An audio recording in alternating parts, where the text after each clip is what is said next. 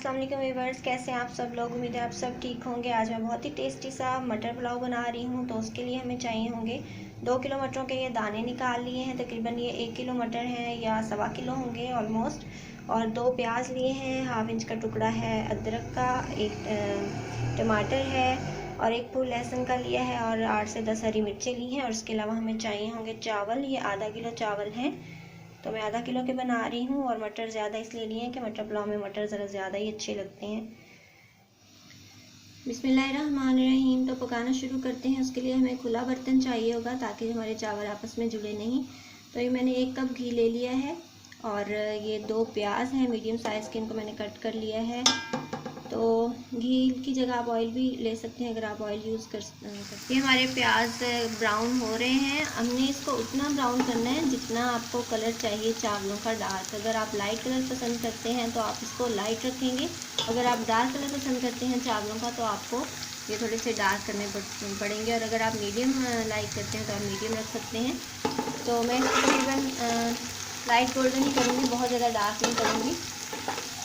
तो अगर आपने वाइट पुलाव रखना है तो आप इसको वाइट भी रख सकते हैं। ये हमारे प्याज ब्राउन हो चुके हैं, हम इससे ज़्यादा डार्क कलर नहीं देंगे। अब थोड़ा सा पानी ऐड कर देंगे।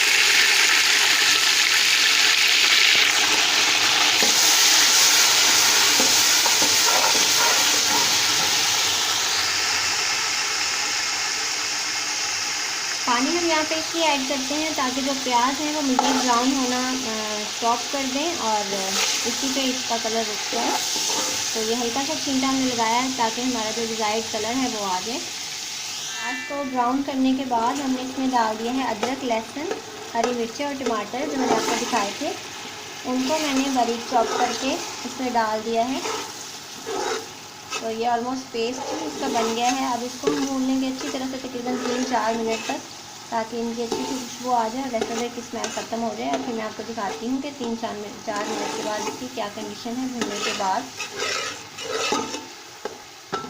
हम भून लेंगे इसको 3-4 मिनट में प्याज के साथ। ये हमारे लहसुन, अदरक, टमाटर वगैरह, मिर्चें, प्याज सारा कुछ भून चुका है बहुत अच्छे तरीके से।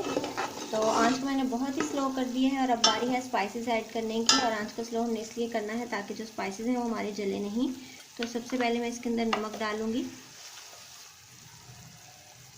नमक हमने भर के 1 टीस्पून डाल दिया है।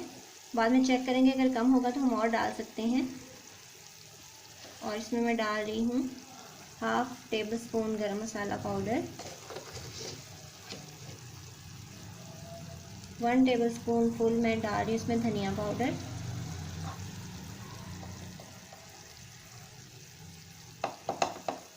और 1/4 टीस्पून जितनी मैं हल्दी डाल रही हूँ। बहुत ही कम है ये सिर्फ कलर के लिए, बहुत अच्छा सा इसमें कलर आ जाएगा इसलिए मैं डाल रही हूँ। अगर आप अवॉइड करना चाहें तो आप इसको स्किप कर सकते हैं।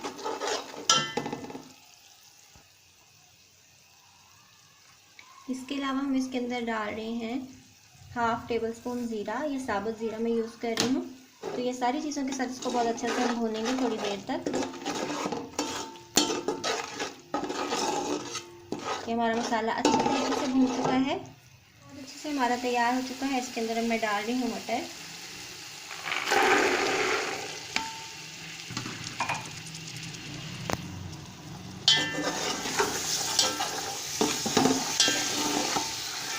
मटरों को भी हम बहुत अच्छे तरीके से भून लेंगे इसके साथ।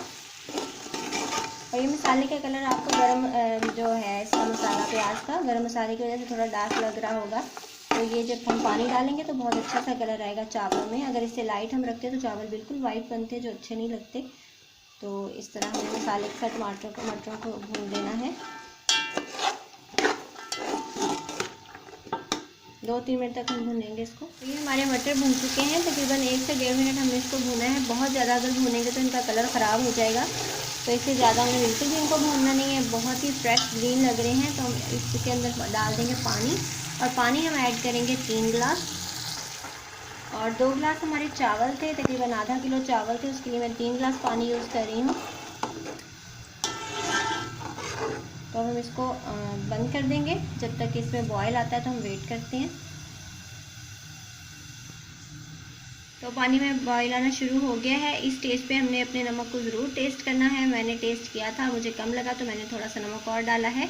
और आप भी जब भी चावल बनाएं तो इस वक्त चावल डालने से पहले पानी में ज़रूर चेक किया कीजिए, क्योंकि बाद में जब चावल ऐड हो जाते हैं तो फिर पानी को चेक करना नमक को चेक करना मुश्किल हो जाता है। तो इसलिए मुझे कम लगा तो मैंने डाल दिया। अब हम इसके अंदर चावल ऐड करेंगे। पानी हमारा बॉयल हो चुका है।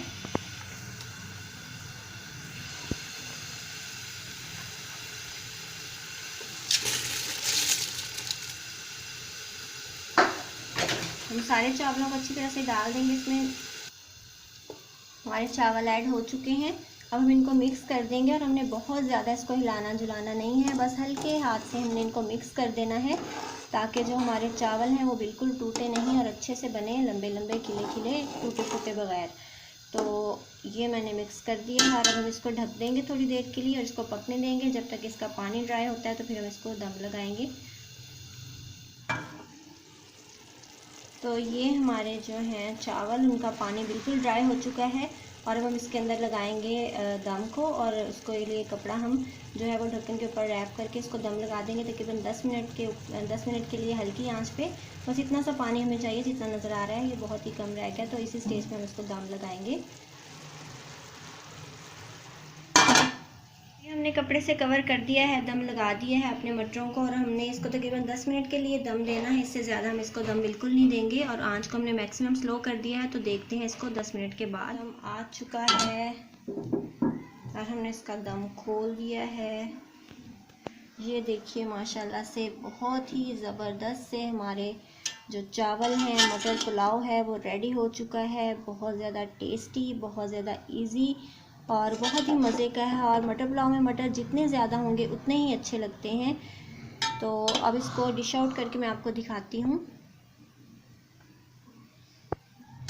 तो अब हम इसको हिला लेंगे पहले हल्के हाथ से, यूँ नीचे से चम्मच लेके जाएंगे और इसको ऐसे ऐसे करेंगे ताकि जो हमारे राइस हैं वो बिल्कुल आपस में चिपके नहीं। और ये माशाल्लाह बहुत ही ज़बरदस्त से बने हैं, आप देख सकते हैं।